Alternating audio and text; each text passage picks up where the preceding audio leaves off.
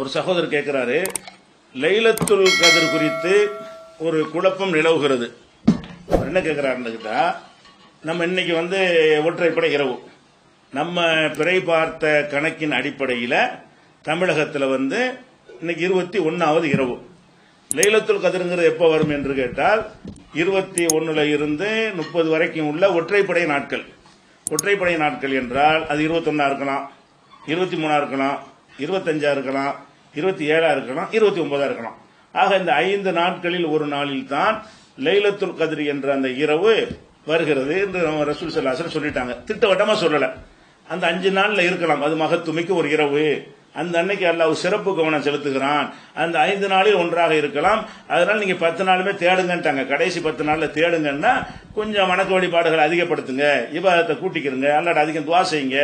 1000 மாதத்துக்கு நிகரான ஒரு இரவு அது. அதாவது 1000 மடங்கு எல்லாம் நன்மை மேல என்ன செய்யும், 1000 மாதத்துக்கு நிகரானது, 1000 நாட்களுக்கு நிகரானது கூட இல்ல. அந்த அளவுக்கு முக்கியத்துவம் வாய்ந்த ஒரு இரவு என்று நம்ம மார்க்கத்தில் சொல்லப்பட்டிருக்கிறது. இப்ப அவர் என்ன கேட்கிறாரு, இந்த கேள்வி ஒருத்தர் கேட்கிறார், திருவண்ணாமலையிலிருந்து முஸ்தாக்ங்கிறவர் கேட்கிறாரு, பெருசா கேட்டிருக்காரு. சாராம்சம் என்ன கேட்கிறாருன்னா, இப்ப லைலத்துல் கத்ர் இரவுங்கிறீங்க. இரவுன்னு சொல்லும் பொழுது நம்ம பிறை பார்க்கிறோம். பிறை பார்க்கும்போது நம்ம பிறை பார்த்து இந்த நாள் நோம்புன்னு முடிவு எடுத்துட்டோம். வேற ஒரு மாநிலத்துக்காரன் வேற ஒரு நாள்ல அவனு பிறை பார்க்கறான். அவனுக்கு தெரிஞ்சிருச்சு, நமக்கு தெரியல. தெரிஞ்சவன் முத நாள் பிறைன்னு சொல்லிடுவான், தெரியாதவன் அடுத்த நாள் பிறைன்னு சொல்லுவான். இப்ப ஒத்தப்படையில தான் லைலத்துல் கத்ர்னு சொன்னா அவன் ஒத்தப்படையா, ஏன் ஒத்தப்படையா? அவன் மார்க்கப்படி தான் செய்யறான். குர்ஆன் ஹதீஸ்படியே செயல்படக்கூடிய இந்த பிறை பார்த்தே நோன்பு வைக்கக்கூடியவங்க கூட என்ன செய்யறான்னு கேட்டா, இப்ப உதாரணமா தமிழ்நாட்டில் இருக்கிறோம், ஆந்திராவில் ஒரு முஸ்லீம்கள் இருக்காங்க வைங்க. ஆந்திர முஸ்லீம்களும் பிறை பார்த்து நோன்பு வைக்கணுங்கிற கொள்கையில உள்ளவங்க வச்சுக்கிடுவோம். ஆந்திராவில் பார்த்தாங்க, அவங்களுக்கு பிறை தெரிந்து விட்டது. தெரிஞ்சுட்டு என்ன செய்வாங்க, 29 முடிச்சுட்டு ஒரு நாள் முந்தி நோன்பை எடுத்துக்கொள்வார்கள். நம்ம தமிழ்நாட்டில் பார்க்கிறோம், தெரியலன்னா இந்த ஷாபான் மாதத்தில் சேர்த்து விட்டுட்டு 30 முடிச்சுட்டு அடுத்த நாள் வைப்போம். அப்ப நமக்கு ஆந்திராவுக்கு என்ன வித்தியாசம் வரும்? ஒரு நாள் வித்தியாசம் வரும். ஒரு நாள் வித்தியாசம் வந்தா எனக்கு ஒத்தப்பட, அவனுக்கு ரெட்டப்பட, அவனுக்கு ரெட்டப்பட, எனக்கு ஒத்தப்பட. அப்ப 21ல லைலத்துல் கத்ர் வருது என்று சொன்னால், அப்ப எனக்கு வரும்போது அவன் 22ல இருப்பான், அவனுக்கு கிடைக்காம போயிருமே அப்படிங்கிற ஒரு குழப்பம் லைலத்துல் கத்ர்னால் ஏற்படுகிறது. லைலத்துக்கு முறைப்படி மார்க்கத்தில் பிறை பார்த்து நோன்பு வைக்கிற கொள்கை இப்படி இருந்தா கூட அந்த பிறை யாருக்கு தென்படுது அவங்களுக்கு தான் முடிவு எடுக்கணும். தமிழ்நாட்டுக்கு தெரிஞ்சா இவன் ஒரு முடிவு எடுப்பான், கேரளாவுக்கு தெரியலன்னா அவன் ஒரு முடிவு எடுப்பான்னு சொல்லும் பொழுது ஒருவனுக்கு ஒற்றையா இருப்பது இன்னொருத்தனுக்கு இரட்டையா இருக்குமா இல்லையா? ஒற்றைப்படையில தான் அது வருது என்று சொன்னால் அவனுடைய ஒற்றைப்படைக்கு வரும் பொழுது எனக்கு அந்த இரவை நான் இழந்துடுறேன். என்னுடைய இந்த 21 தான் லைலத்துல் கத்ர் என்று வைத்துக் கொண்டால், இன்னைக்கு தான் 21 வச்சுக்கிறோங்க, இன்னைக்கு உள்ளதை 22ன்னு ஒருத்தன் சொன்னான், அவனுக்கு இல்லாம போயிருமே, அவன் ரெட்டப்படையில இருக்கிறான், லைலத்துல் கத்ருடைய அமல் அவன் செய்ய மாட்டான் அன்னைக்கு. அப்படிங்கிற ஒரு குழப்பம் ஒன்று வருது. அது போக இப்ப லைலத்துல் கத்ர்ல நம்ம இரவு வணங்கிக்கிட்டே இருக்கிறோம். இதனுடைய டைம் லிமிட் எவ்வளவு சொல்லப்படுது? ஹத்தா மத்லைல் ஃபஜ்ர். லைலத்துல் கத்ரை பத்தி பேசக்கூடிய சூறாவுல, இன்னா அன்ஸல்னாங்கிற சூறாவுல எது வரைக்கும் இருக்கு அந்த லைலத்துல் கத்ர் என்பது? எது வரைக்கும்? ஹத்தா மத்லைல் ஃபஜ்ர், ஃபஜ்ர் உதயமாகும் வரை. ஃபஜ்ர் உதயமாகும் வரை தான் அந்த இரவு இருக்கும் என்று சொன்னால், நமக்கு ஃபஜ்ர் உதயமாயிடுச்சு, லைலத்துல் கத்ர் போயிடுச்சு. இப்ப இந்த நேரத்தில் ஒருத்தன் பகல்ல இருப்பான், அவனுக்கு இப்ப லைலத்துல் கத்ர், இப்ப நம்ம ராத்திரியா நம்ம இருக்கிறோம், இப்ப இதான் லைலத்துல் கத்ர் வைங்க. இப்ப அமெரிக்காக்காரன் பட்ட பகல்ல இருப்பான், நமக்கு இந்த இரவா இருக்கும்போது அவனுக்கு ஏறக்குறை இதே நேரம், காலை 9 மணி 10 மணியாக அவனுக்கு இருக்கும். அப்ப அமெரிக்காக்காரனுக்கு நமக்கு லைலத்துல் கத்ர் முடிஞ்சு போகும் பொழுது அவன் பகல்ல இருப்பான், அவனுக்கு அப்படி லைலத்துல் கத்ர் கிடைக்கும். அவன் அடுத்த நாள்ல நுழைஞ்சிடும், அப்புறம் 22க்கு போயிருவான். ராத்திரி வந்துச்சுன்னா லைலத்துல் கத்ர் அவனுக்கு இல்லாம போயிடும். இந்த மாதிரியான ஒரு குழப்பம் இருக்குது. அப்ப லைலத்துல் கத்ருடைய பாக்கியம் எல்லாத்துக்குமே கிடைக்காதா, அல்ல யாருக்காக தான் கிடைக்குமா, அது யாருக்கு கிடைக்கும் இப்படி முடிவு பண்றது அப்படிங்கிற ஒரு குழப்பம் இருக்கிறது. அதை தெளிவுபடுத்தவும் கேட்டிருக்காரு. முதல் விஷயத்தை விளங்கிக்கிறேன்னு, லைலத்துல் கத்ர்னா என்ன? குர்ஆன் இறங்கின இரவு. குர்ஆன் இறங்கின இரவு ரிவர்ஸா வருமா?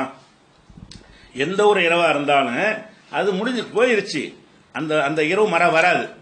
அப்ப நம்ம பிறந்த நாள் கொண்டாடுறீங்கன்னு வைங்களேன், நீங்க பிறந்த நாள் இன்னைக்கு பிறந்த நாள் கொண்டாடினா நீங்க பிறந்தீங்களா அந்த டேட்டுங்க இன்னைக்கு வந்துருமா? அது இல்ல, வராது. காலம் கடந்துருச்சுன்னு சொன்னா அது ரிவர்ஸ் ஆகி வராது. அப்ப குர்ஆன் இறங்கி இரவுன்னு சொல்றோமே, இன்னைக்கு தான் லைலத்துல் கத்ர் வச்சுக்கிருவோம். இன்னைக்கு இறங்குனுச்சப்ப குர்ஆன் இல்ல, அன்று அந்த இறங்கியதை நினைவு கூறுவதுதான் லைலத்துல் கத்ர் என்பது. லைலத்துல் கத்ர் இதுவே குர்ஆன் இறங்கின இரவு கிடையாது. குர்ஆன் இறங்கின இரவு எதுன்னு அது 1400 வருஷம் பார்க்கணும். குர்ஆன் இறங்கின இரவு எது என்று சொன்னால் 14 நூற்றாண்டாக இறங்கிட்டே இருக்குதா குர்ஆன்? இந்த இரவுல புதுசு புதுசா குர்ஆன் இறங்குமா?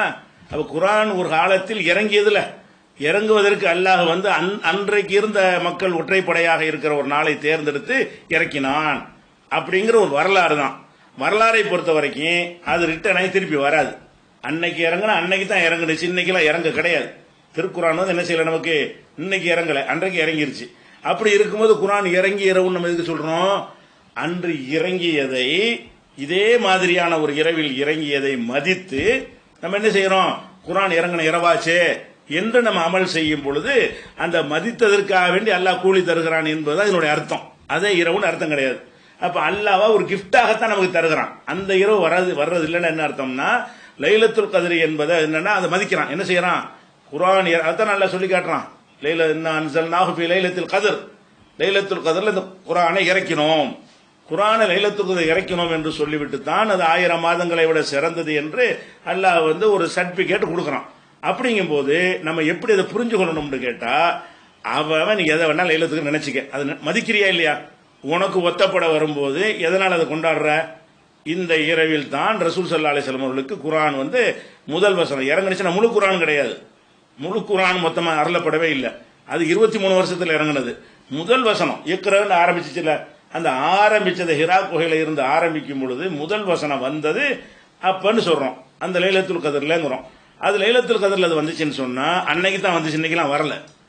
இன்றைய இரவே லைலத்துல் கத்ராக இருந்தால் கூட இன்றைக்கு வரவே இல்லை. அது அன்றைக்கு வந்ததுதான். அப்ப அன்றைக்கு வந்ததை நம்ம என்ன செய்யறோம் என்று கேட்டால் நினைவுதான் கூறுகிறோம். நம்ம என்ன செய்யறோம்? மதிக்கிறோம். அல்ல இந்த குர்ஆன் இறங்கினது, குர்ஆன்ங்கிற ஒரு அருள் அல்லாஹ் தந்திருக்கிறான், ஒரு பாக்கி தந்திருக்கிறான். இந்த மாதிரி வந்து கடந்த காலத்து ஒரு டேட்டா எல்லாம் தேர்ந்தெடுத்தான்.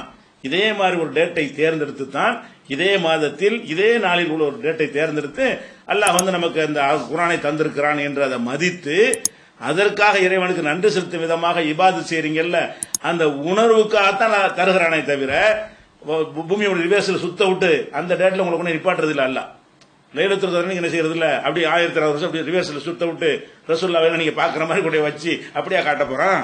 அப்ப லைலத்துல் கத்ர்னா என்ன விளைவிக்கிறதுன்னு கேட்டா அது ஒரு நாம மதிப்பதால் வரக்கூடிய ஒரு இதுதான்.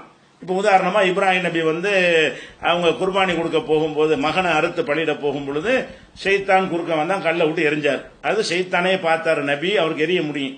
நம்ம ஏன் போயிட்டு எரியறோம்?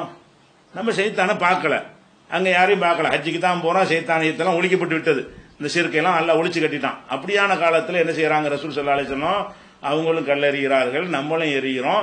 அந்த கல்லை எறிவடைய நோக்கம் என்ன? ஷைத்தானை பார்த்தாடி ஷைத்தானை எறிகிறிய, ஷைத்தான் இருக்கிறான், அங்கதான் இருக்கான ஷைத்தான், நமக்குள்ள 1000 ஷைத்தான் இருக்கானே. அப்ப ஷைத்தானை எறிகிறாங்கன்னா அந்த அந்த அந்த இடத்துலதான் ஷைத்தான் இருக்கான்னு அர்த்தம் கிடையாது. ஒட்டுமொத்த ஷைத்தான் எங்க கொண்டு வச்சிருக்குன்னு அர்த்தம் கிடையாது.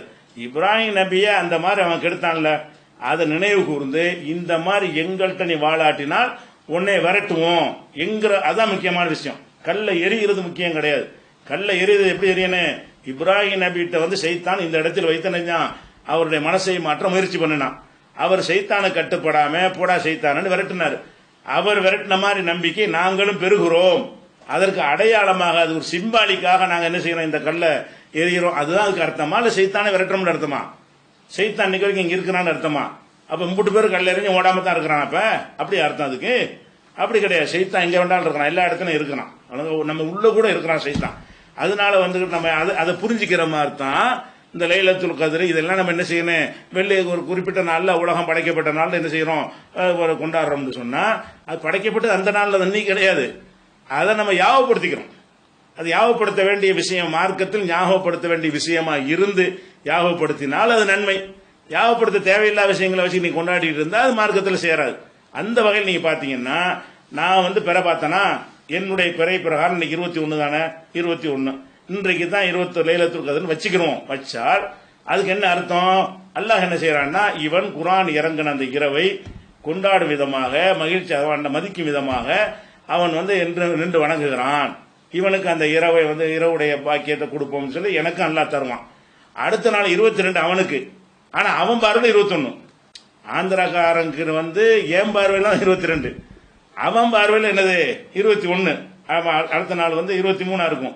அவன் என்ன செய்வான், அவனுக்கு அல்லாஹ் என்ன செய்யறான், இவன் எதுக்காக 23 வணங்கிட்டு இருக்கிறான், 23 எதுக்கு இபாதத் செய்யறான், குர்ஆன் இறங்குறத மதிச்சு செய்யறான்.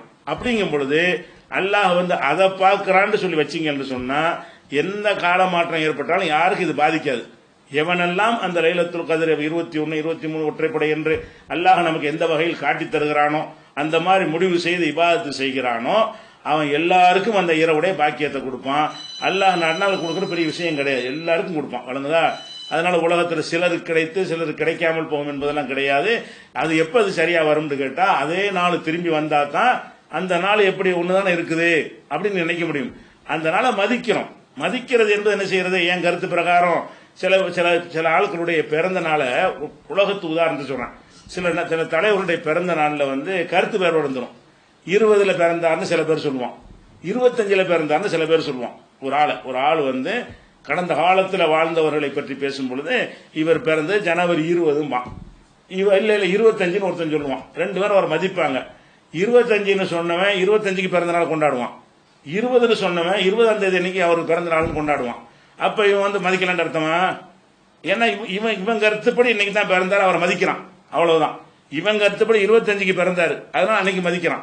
அப்படி மார்க்கத்தில் பிறந்த நாள் கிடையாது, மற்றவர்கள் கொண்டாடுவதை வைத்து உதாரணத்துக்கு சொல்லுகிறோம்.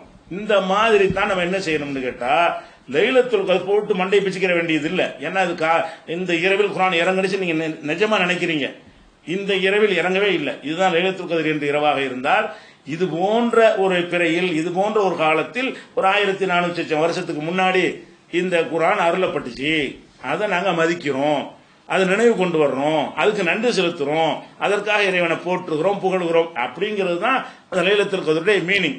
அதனால நமக்கும் கிடைக்கும், பிறையை பார்த்துட்டு ரெட்டையை ஒத்த நினைச்சான அவனும் கிடைக்கும். அவனு மார்க்கம் காட்டின உரையெல்லாம் முடிவெடுத்திருக்கிறான். அல்லாவே பிறையை பார்த்து வைக்க சொல்லிட்டு அவனுக்கு வந்து பிறையை காட்டாம ஆக்கிட்டு உனக்கு கிடையாதுன்னு சொல்லுவானா? அல்ல அப்படி சொல்ல மாட்டான். அதனால லைலத்துல் கத்ர் விஷயமா குழப்ப வேண்டியதுல உங்க பகுதியில் ஒத்தப்பட வருதா, ஒத்தப்பட நல்லா அதிகமாக என்ன செய்யுங்க, இபாதத்துல செய்யுங்க. அவனுக்கு ஒத்தப்படையில் அவன் செய்யட்டும். 2 வெவ்வேறு டேட்டாக இருந்தால் கூட அல்லாஹ் என்ன செய்வான், அதை அந்த மதிக்கிறதுக்கு தான் அந்த கூலியை தர்றான். அதான் எதார்த்தம், நேரடி அர்த்தம் கிடையாது.